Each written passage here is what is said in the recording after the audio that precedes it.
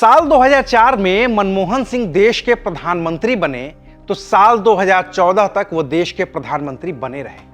लेकिन क्या आपको पता है कि अगर साल 2004 में पहली बार सांसद बने राहुल गांधी ने अपनी मां सोनिया गांधी को 24 घंटे का अल्टीमेटम नहीं दिया होता और अगर सोनिया गांधी ने और दूसरे कांग्रेसी सांसदों की बात सुन ली होती तो शायद देश को मनमोहन सिंह जैसा प्रधानमंत्री नहीं मिल पाया होता।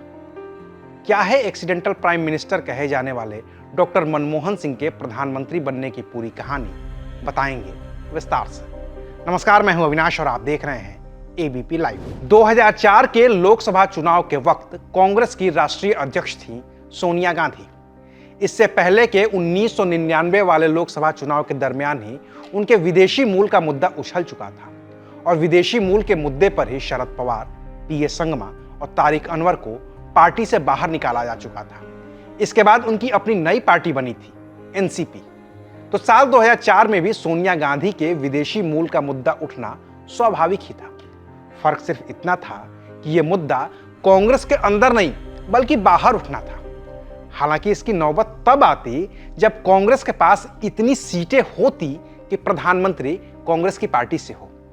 चूंकि सत्ता में भारतीय जनता पार्टी थी और अटल बिहारी वाजपेयी प्रधानमंत्री थे, तो शाइनिंग इंडिया के नारे पर सवार बीजेपी को लगता था कि इस बार भी वो चुनाव जीत ही जाएगी। लेकिन ऐसा हुआ नहीं। 2004 के चुनावी नतीजे बीजेपी और कांग्रेस दोनों के लिए अप्रत्याशित थे। सबसे बड़ी पार्टी बनकर उभरी कांग्रेस और उसकी अगुवाई में बने यूपीए यानी कि संयुक्त प्रगतिशील गठबंधन ने इतनी सीटें तो जीत ही ली थी कि प्रधानमंत्री पद कांग्रेस के पास सुरक्षित हो गया। सोनिया गांधी अध्यक्ष थी तो प्रधानमंत्री पद की स्वाभाविक दावेदार भी वही थी।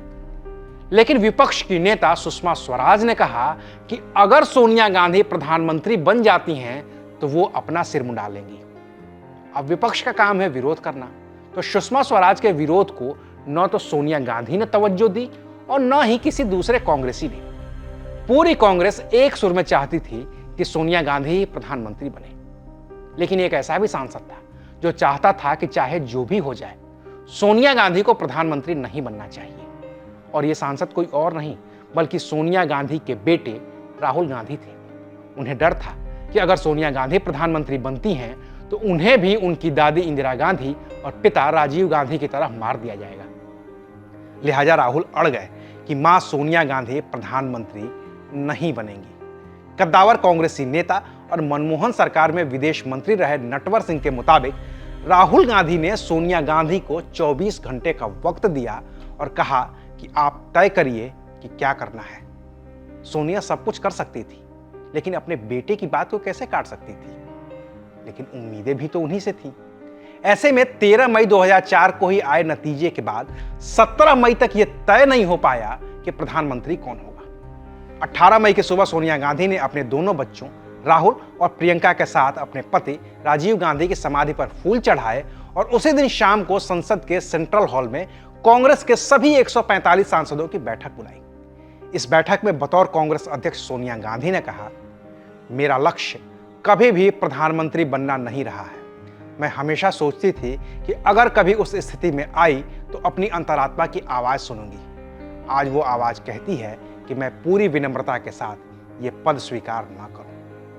सोनिया गांधी के इस फैसले से कांग्रेस में सन्नाटा पसर गया। करीब 2 घंटे तक कांग्रेस के सभी सांसद सोनिया गांधी को मनाने की कोशिश करते रहे, लेकिन सोनिया राहुल की बात मानकर सबको इनकार करती रही।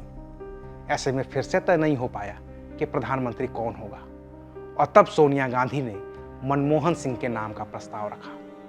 सोनिया की बात काटना किसी भी कांग्रेसी नेता के वश में नहीं था और इस तरह से सोनिया गांधी ने मनमोहन सिंह को देश के प्रधानमंत्री के तौर पर पेश कर दिया। खुद राष्ट्रपति एपीजे कलाम को भी जब इसकी जानकारी हुई तो वो हैरत में पड़ गए, क्योंकि वो भी मान चुके थे कि प्रधानमंत्री तो सोनिया गांधी ही होंगी और इसके लिए उनके राष्ट्रपति भवन ने बाकायदा चिट्ठी भी तैयार करवा ली थी। चिट्ठी बदली गई और सोनिया गांधी की जगह डॉक्टर मनमोहन सिंह का नाम अंकित किया गया और फिर 22 मई 2004 को डॉक्टर मनमोहन सिंह ने देश के प्रधानमंत्री पद की शपथ ली।